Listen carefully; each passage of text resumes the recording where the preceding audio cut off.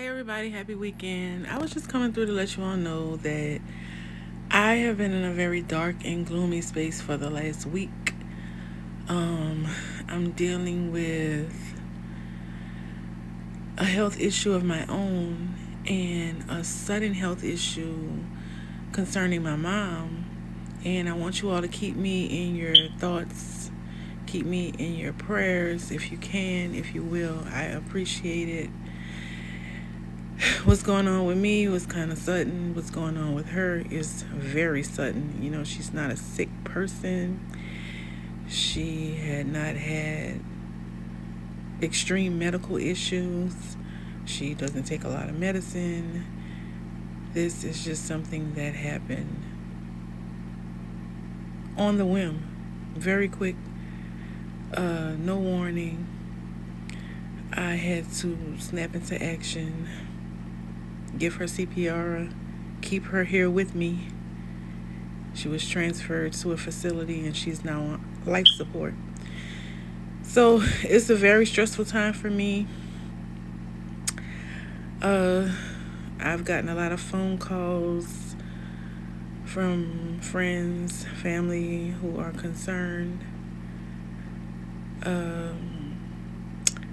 Just kind of like informing folks about things in general. You know, it's kind of hard and it's overwhelming to keep repeating yourself about the same thing, especially a situation that's traumatic. So I now understand the importance of privacy when things happen. You know, we want to jump in and spring into action, particularly if we haven't been around or in the picture or been in close quarters or had a connection with the person who's affected for some time. And it's okay. Don't beat yourself up. Don't eat yourself up. You know, just pray for that person. Stay abreast. When it's time, you will be able to come around. You will be able to call. But sometimes when you bombard somebody with questions, it's overwhelming. It comes off as, maybe you're like prying or, especially if you're one who hasn't been around and you just want to know what happened. Where are they? What's going on? And we're living in a time where everything is recordable, everything is screenshotable, everything is able to be captured. And I know my mom wouldn't want that. She wouldn't want anybody at her bedside taking pictures and talking over her. And sometimes, when we're ill or incoherent. So like I was saying, when we're ill, when we're incoherent, sometimes the hearing is the last thing to go. So, I've seen reactions from her, you know, emotionally. I've seen tears rolling. I've seen reflexes. I've seen vital signs change upon just basic speech, for her to internalize those things. And those are stimuli. So she is able to hear things. I really believe. So, you don't want to talk over people, if they're in a certain state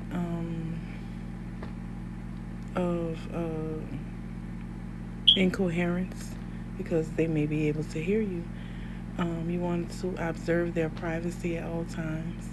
And that is just me wanting to protect her and protect her wishes at all costs.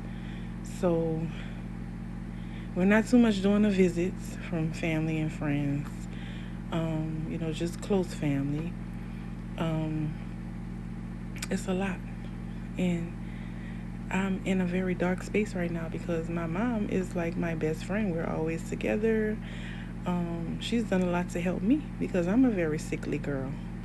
I'm very ill. I have numerous health problems.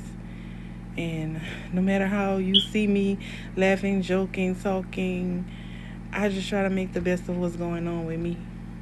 And in the midst of this happening, I had to have many medical tests. I am under a doctor's care. I've had some things pop off with me medically. So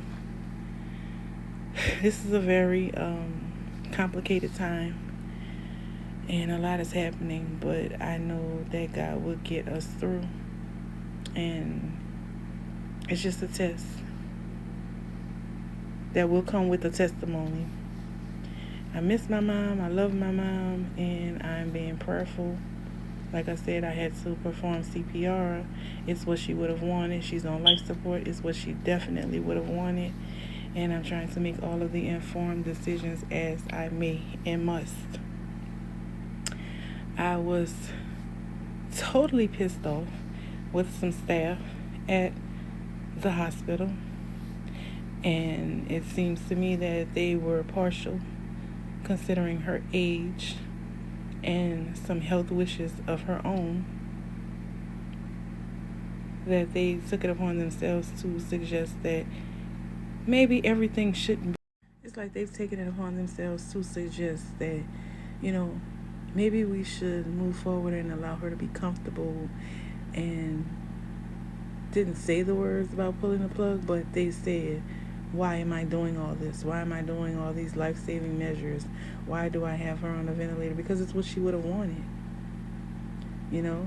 And any medical decision that has been made has been a very thoughtful process and has been her wishes and her decisions prior to this event happening. And even now, things that are being carried out and done is what she would have wanted. Moving on to family situations. I don't want there to be any situations. I want everybody to come together. I want everybody to be able to communicate. But there were those instances where family did not come around. It was just us. I had duties. I had responsibilities. I had a lot of weight on my shoulders. My mom made a lot of recommendations. She made a lot of decisions and choices. She was angry because certain people were not in a picture to help her, to be around, to make her feel loved, to let her know that it was going to be all right. It was always me doing these things. It was just us. So what do I do when these people want to come around? Because maybe they're guilty, because they feel some kind of way, because they weren't there. Maybe they just called for a birthday or a holiday. That wasn't enough. You have to show up for your people. Show up and show out and be there. But that's not my business, nor is it my fault because they weren't around. So we need to stay close to our people. We need to do what we need to do. We need to be there. We need to be present, not when things happen. Not looking for a finger to point when it's bad. Be there when it's bad and it's good. So all of that is not my business. I'm happy if they can get closure, get it. Be there. She might hear you. She might still have some sensation to touch and feel you.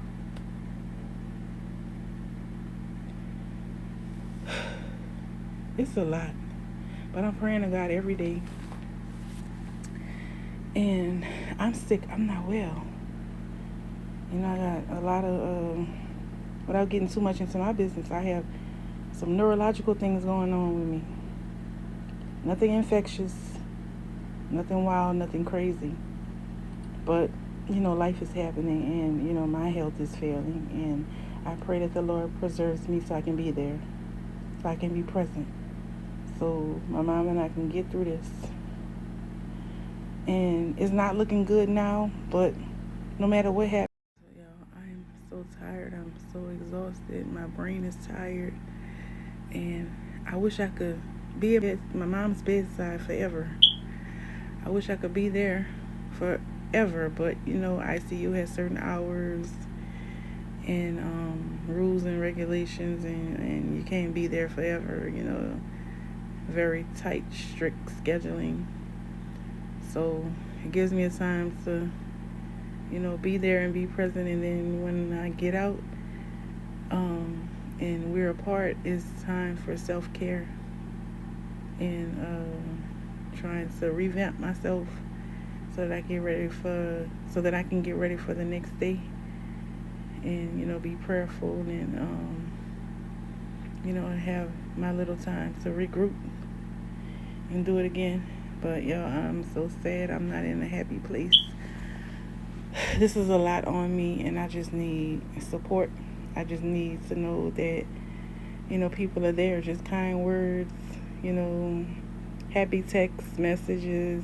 I may not get back to you all, but know that I know that you mean well, that if you love me, I love you. This is a lot, but, daily I'll get stronger. I will. So keep us in your thoughts and prayers. Thank you.